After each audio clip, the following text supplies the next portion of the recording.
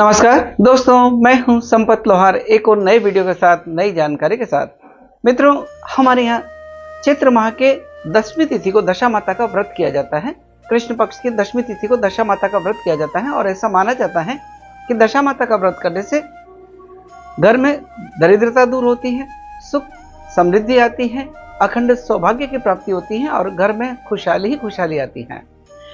और इस दशा माता के व्रत को विधि पूर्वक किया जाता है और उसके 10 दिन पहले यानी होली के अगले दिन से रोज पीपल के पेड़ के नीचे बैठकर दशा माता की अलग अलग कहानियां सुनी जाती हैं। वैसे दशा माता से जुड़ी कई सारी कहानियां हैं। हमने नल और दमयंती से जुड़ी इसी व्रत से संबंधित एक कहानी जिसका हमने अलग से एक वीडियो डाला है। ऐसी एक कहानी आती है जिसमें एक राजा और 2 बहुओं की आती है, उसका भी हमने एक अलग से वीडियो डाला है, आप देख सकते हैं। और आज हम आपको एक और नई कहानी सुनाने जा रहे हैं और वो है एक साहूकार, उसके 5 पुत्र और बेटी की कहानी। आखिर क्या है मित्रों?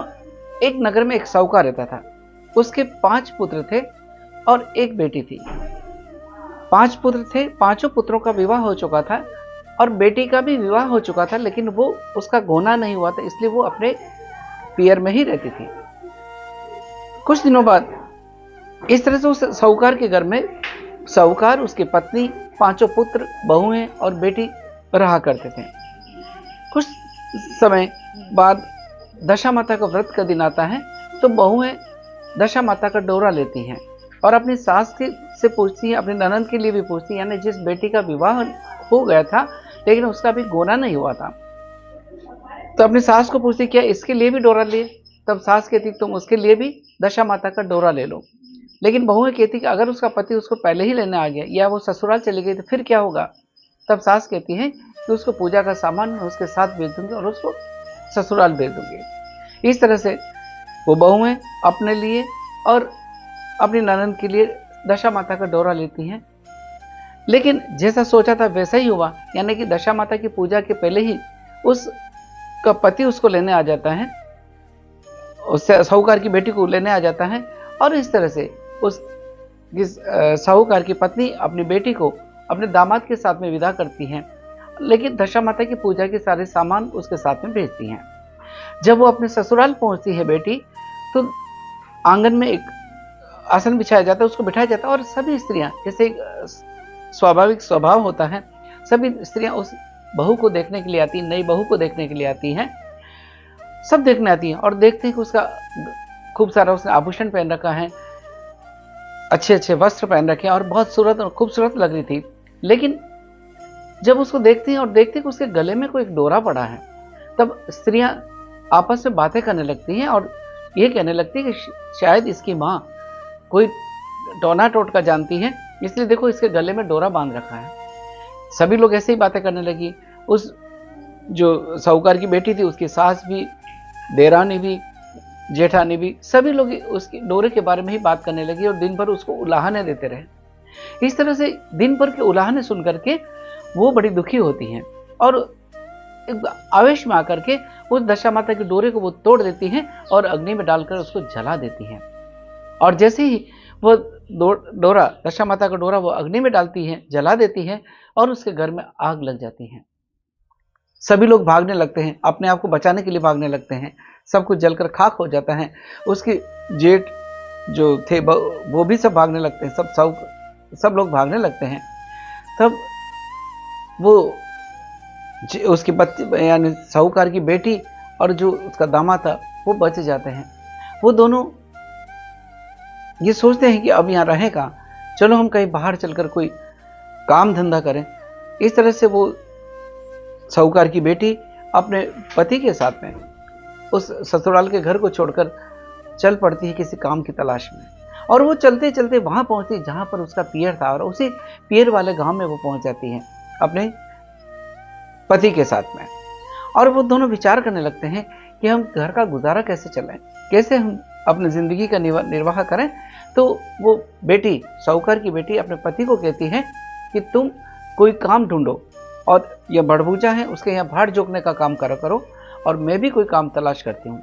इस तरह से उसका पति एक बड़भूजा के यहाँ काम करने लग जाता है, भाड़ जोकने का काम करता है और वो बेटी एक कुएं पर जाकर विचार करने लगती है कि मैं क्या करूं।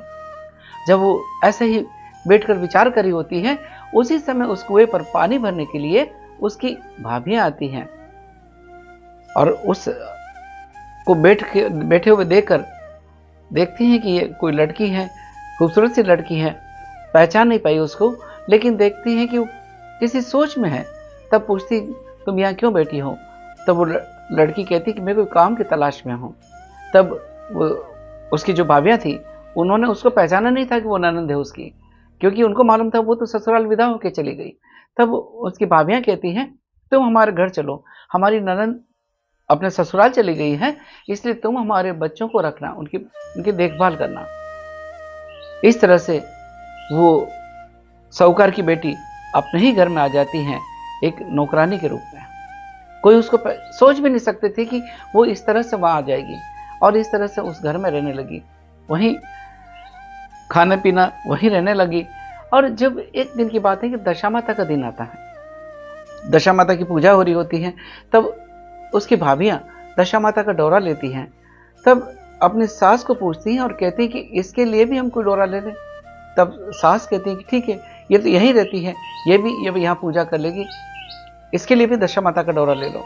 इस तरह से उसके लिए भी, उस साहूकार की बेटी के लिए भी, जो कि अपने ही घर में एक नौकरानी बनकर रह रही थी, उसके लिए भी दशा माता का डोरा ले लेती हैं। दशा माता की कहानियां सुनती है, वो भी उनके साथ में उसी तरह से पूजा अर्चना करती हैं। जब दशा माता का व्रत का दिन आया, तब घर उसकी भाभियां सभी स्नान इत्यादि करके अपने सिर को धो करके पूजा की तैयारी कर रही होती हैं। तब उसको भी कहते हैं कि तुम भी स्नान इत्यादि कर लो, सर धो लो, लेकिन उसके पास कोई कपड़ा नहीं था। तब उसकी भाभियां उनको कहती हैं कि हमारी ननंद की कोई पुरानी साड़ी है, चलो हम वही तुम्हारे को दे देते हैं। इस तरह से उसको ननंद के पुराने कपड़े उसको दे दिए जाते हैं, यानी उस बेटी के वही पुराने कपड़े जो बेटी के रूप में रहती थी, आज वो दासी बनकर उसी घर में या नौकरानी बनकर उस घर में है, उसको कपड़े दिए जाते हैं और वो नहा धोकर तैयारी कर दी जाती है। तब बहुएं कहने लगती हैं अपनी सास को, ये तो एकदम हमारी ननंद जैसी लगती हैं। तब सास बड़ी क्रोधित होती है, कहती है कि हमारी बेटी तो ससुराल चली गई है, क्यों तुम इसकी तुलना करते हो। खैर, इस तरह से वो पूजा करते हैं। पूजा के बाद में बाल गूंथते हैं, सभी उसका बाल गूंथते हैं, बहुओं के अपनी भाभियों के वो बाल गूंथती हैं। तब उसकी भाभी कहती है, आओ हम तुम्हारे भी सिर गूंथ देते हैं, बाल गूंथते हैं। जब उस साहूकार की बेटी के बाल गूंथे जा रहे होते हैं, तब वो उसकी भाभी देखती है कि उसके सर में कुछ ऐसा भूत सा बना हुआ है, और वो सोचती है कि ऐसा तो हमारी ननंद के उसमें था। तब ये उनके विचार होने लगता है कि शायद ये अपनी ननंद हो, लेकिन वो कह नहीं पा रही थी। तब सास को पूछती, ये तो हमारी ननंद जैसी लगती हैं। तब सास फिर उससे क्रोधित होती हैं कि तुम क्यों इससे उसकी तुलना करती हो। लेकिन सास के मन में कुछ विचार आता है कि आखिर ऐसा किया है कि उसकी तुलना, उसका रूप भी वैसा ही दिखता है, उसका हालचाल भी वैसे ही दिखते हैं, और उसके सिर में भी वैसा ही गूंथे जैसा मेरी बेटी के सिर था। तो उस दिन वो साहूकार की पत्नी उस नौकरानी के रूप में जो उनकी बेटी आई थी, उसको अपने कमरे में सुलाती हैं और उसके साथ बैठकर बातें करती हैं, विचार करती हैं, बातें करती हैं, और पूछती है कि बेटी तुम कहाँ थी, तुम्हारे परिवार के बारे में थोड़ी जानकारी दो, आखिर क्या है। तब वो जो बेटी, साहूकार की बेटी एक नौकरानी के रूप में थी, वो अपनी माँ से कहती हैं, क्योंकि तब तक वो एक दूसरे को पहचान नहीं पाए थे और न वो अपनी पहचान देना चाहती थी, इसलिए वो कहती हैं कि मैं भी साहूकार की बेटी थी, मेरे 5 भाई थे और 5 भाभियाँ थी। मेरा ससुराल गई, मेरी शादी हुई, लेकिन ससुराल में मैं जब दशा माता का डोरा पहन के गई थी, तो वहाँ पर औरतों ने बहुत ताने दिए, उल्लाहन दिए, मेरे जेठानियों ने, मेरी देवरानियों ने भी, मेरी सास ने भी, कि गले में डोरा पहना है, बोले ये तो कोई टोना टोटका करती है, उसके बारे में ताने दिए, उल्लाहने दिए। और मैंने फिर क्रोध में आकर उस दशा माता के डोरे को तोड़ दिया और अग्नि में फेंक दिया, और अग्नि में जैसे ही डोरा जला, मेरे घर में आग जल गई, और इस तरह से सभी लोग घर की आपको बचाने के लिए भागने लगे, और मैं भी अपने पति के साथ में काम की तलाश में यहाँ पर चली आई। जब ऐसा सुनती हैं, सास को मन में विचार आता है कि यह तो मेरी ही बेटी है। तब बोलती है कि बेटी तुम्हारा पति कहाँ है। तो वो कहती है कि मेरा पति वो भी किसी एक भाड़ भूजे के यहाँ पर काम कर रहा है, वहाँ भाड़ चुकने का काम करता है। तब साहूकार की बेटी, साहूकार की पत्नी अपने बेटे को पूछकर दामाद को अपने घर पर बुला लाती हैं और उनको नए वस्त्र देती हैं। स्नान इत्यादि से जब निवृत्त होते हैं, नए वस्त्र पहनाए जाते हैं और तब उनका दामाद एकदम साहूकार जैसा लगने लगता है। इस तरह से वो साहूकार का दामाद अपने नगर को लौटता है और जब नगर को लौटता है तो देखता है कि वहाँ फिर से पहले ही की तरह उनका मकान हो गया है, पहले की तरह उनका भवन हो गया, पहले की तरह सुख शांति समृद्धि आ गई है। तो वो फिर लौटकर अपने पत्नी को लेने के लिए वापस अपने ससुराल आता है। तब साहूकार अपनी बेटी को अपने दामाद के साथ में सम्मानपूर्वक, विधिपूर्वक, आदरपूर्वक और परंपरा अनुसार विदा करते हैं और इस तरह से वह बेटी, साहूकार की बेटी अपने पति के साथ में विदा हो जाती हैं। जब वो जा रही होती तो रास्ते में एक नदी पड़ती है। वहाँ पर बहुत सारी अप्सराएं दशा माता का डोरा, दशा माता की पूजा कर रही होती हैं। दशा माता का डोरा उनके हाथ में होता है और तब देखते हैं कि इस डोली में कोई अगर सुंदर राजकुमारी जैसी कोई बेटी हो या कोई स्त्री बेटी हो तो उसको ये दशा माता का डोरा दें। और साहूकार की बेटी वो दशा माता का डोरा लेती हैं, पहनकर अपने घर पहुंचती हैं, अपने ससुराल पहुंचती हैं और देखती ही जैसे ही वो ससुराल में पहुंचती तो ससुराल का सारा नज़ारा दशा माता की कृपा से एकदम बदल चुका होता है। उसका घर पहले की तरह ही हो जाता है और उसकी सास भी उसके थाल सजाकर उसके स्वागत में बैठती है। उसकी भाभियाँ जो ताना देती थी, उसकी जो जेठानियाँ, देरानियाँ जो उसको उलाहना और ताना दे रही थी, वो स्वागत के लिए बैठती हैं और थाल सजाकर स्वागत करती हैं और उसका स्वागत और सम्मान किया जाता है। और दशा माता की कृपा से, जैसे दशा माता की कृपा से उसके परिवार की दशा बदली, उनके पूरे परिवार की दशा बदलती है और घर में सुख आती है, शांति, समृद्धि सब कुछ मिलता है और घर की दरिद्रता दूर होती है, घर में अखंड सौभाग्य की प्राप्ति होती है। तो ये साहूकार और उसके 5 बेटों और बेटी की कहानी थी।